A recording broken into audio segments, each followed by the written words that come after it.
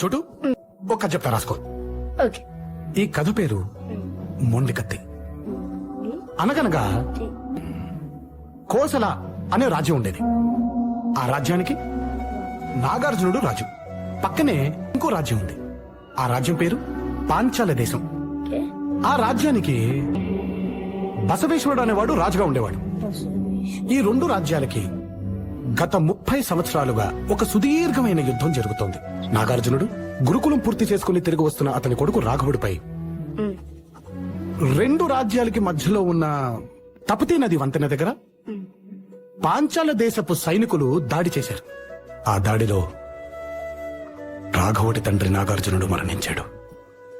కాని రాఘవుడు తన ఒంటిపై పడాల్సిన కత్తిని సగానికి విరిచి మొండి కత్తితో తపతీ నదిని దాటి అక్కడే దగ్గరలో గట్టి పొదల్లో ఉన్న బసవేశ్వరుడి కంఠంలో ఈ మొండి కత్తిని దించాడు.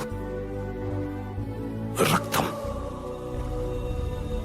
శవాలు, ఏడుపులు, యుద్ధం తర్వాత కనిపించే దృశ్యాలివే.